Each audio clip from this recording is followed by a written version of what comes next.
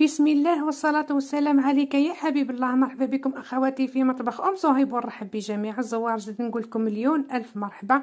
اليوم أختكم أم صهيب جابت لكم مرقد الفلفل أو فلفل إكسبريس. هذا المرقد يعني تخدموه وتاكلوه في 24 ساعة، يعني تخدموه كيما اليوم تاكلوه غدوة بإذن الله تعالى.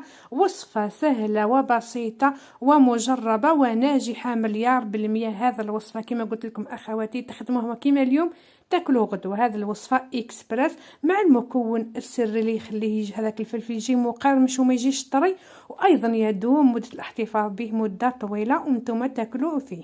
الآن راح نفرغ معكم الآن لهنا كمية أخواتي وتشوفوا الشكل تاعو كيفاه جا ما شاء الله، طاب بلون أصفر روعة روعة روعة. هذا المرقد أخواتي يعني من أروع ما يكون.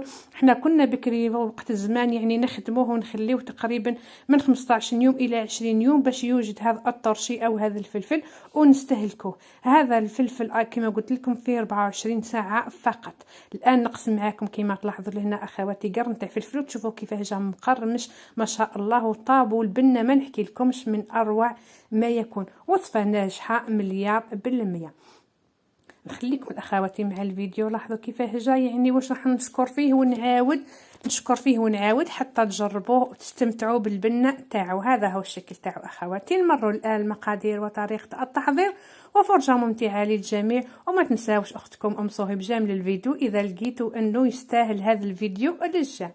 واش نحتاج في هذه الوصفه؟ عندي كميه تاع فلفل حار كما تلاحظوا لهنا اللون تاعو اخضر وحاكم روحو، يعني ما نجيبوش هذاك الفلفل اللي طري ومذبال، نجيبوا الفلفل حاكم روحو. مادام احنا يعني في وقت تاع الفلفل هذا، تحبوا تجيبوا الكبير تحبوا تجيبوا المتوسط تحبوا تجيبوا الصغير هذاك خلاص تاع الطرشي. انا هذا هو اللي عندي متوفر في البيت، غسلته بعد ما غسلته مليح خلاص من هذاك التراب. ايضا لهنا جبت سكين وراني نثقب فيه نديرو فتحه هكا على الجنب حتى نكمل الكميه اللي عندي كامل. بعد ذلك حطيت القدره على الماء، انا حطيت لهنا هذا الببوطه على الماء وخليته حتى بدا يغلي. لما يبدا يغلي هذا الماء نحط الفلفل تاعي. يعني الاخوات لازم لهنا تكونوا حذرين جدا، تحطوا الفلفل تاعكم في الماء ولما يبدا يغلي هذاك الفلفل، لانه كي نحطوا الفلفل بارد والماء سخون راهو يبقى يعني مده باش يبدا يغلي. نغمسوا مليح هكذا في هذاك الماء ونغطي عليه بالمغلاق تاع المرميطه ونبدا نحسب له يعني دقيقتين فقط، ما تفوتوش الدقيقتين اخواتي. ناكد ونعاود تخليوه دقيقتين فقط، نغطيو عليه كيما هكا ونحسبوا له دقيقتين. بعد ذلك نحيوه مباشره من الماء. لاحظوا لهنا بعد ما بدا يغلي هكذا ودا لي الوقت دقيقتين، الان راح نطفي على القدره تاعي ونحي هذا الفلفل بهذا الشكل. يعني نجيبوا صفايه او تجيبوا صحن بهذا الشكل وتنحيوا هذاك الفلفل كامل هكذا ونخليوه يبرد. يعني نخليو هذاك الماء يبرد، ما نرميوش الماء هذاك اللي طاب فيه الفلفل، ونخليو ايضا الفلفل يبرد.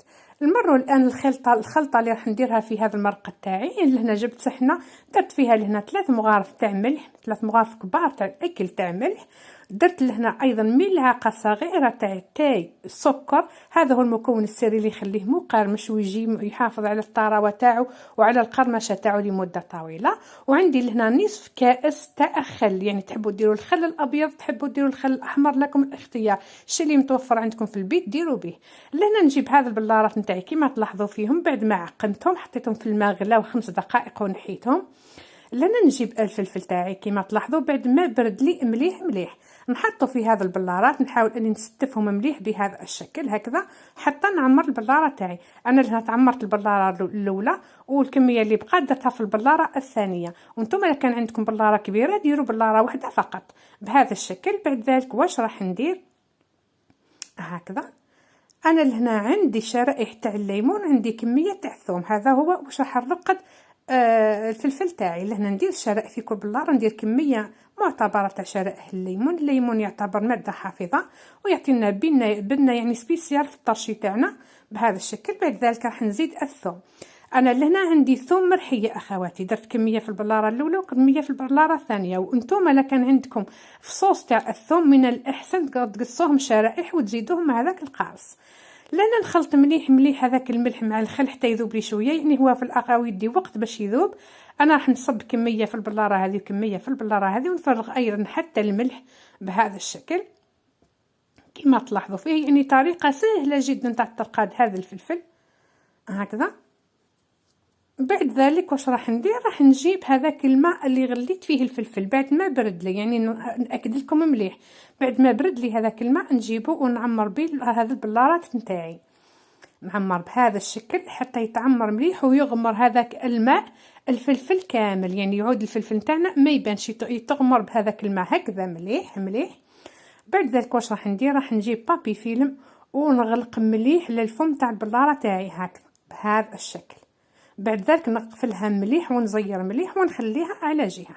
نزيد البلاره الثانيه بنفس الطريقه نغطيها مليح بالكيس بلاستيكي او بابي فيلم ونخليهم غير في المطبخ فقط، ونخلط، نحاول اني نخلط مليح بهذه الطريقه باش يذوب لي هذاك الملح ويتخلط الثوم ايضا هكذا.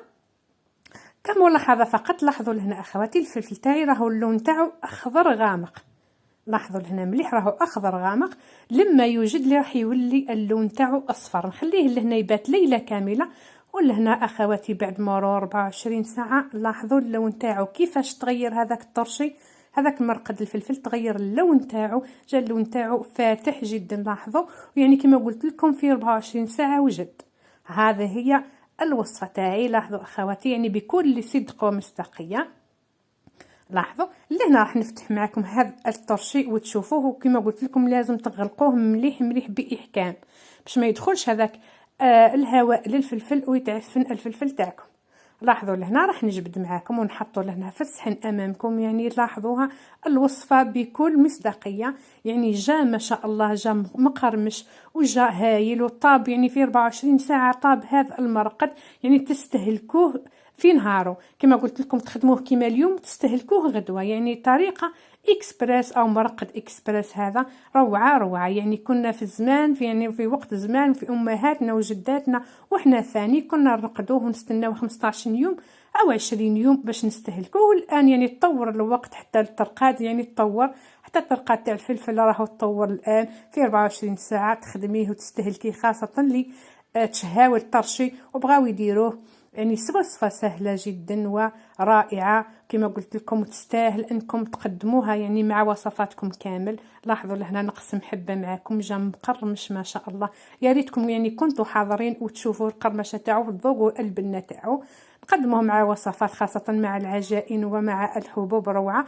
وفي هذا الشتاء دائما نحبوا حنايا مرقد تاع الفلفل، نحبوا الطرشي، نحبوا الهريسة، موالفين دائما نخدموا العولة تاع الطرشي في شهر الشتاء، عفوا في فصل الشتاء، ويبقى مدة طويلة وهو محافظ على الاصفرار تاعو، محافظ ايضا على الشكل تاعو على القرمشة تاعو. نتمنى ان شاء الله اخواتي الفيديو تاعي تاع نهار اليوم يعجبكم، اذا عجبكم ما تنساوش اختكم ام صهيب جامل الفيديو. مع السلامة في فيديو قادم.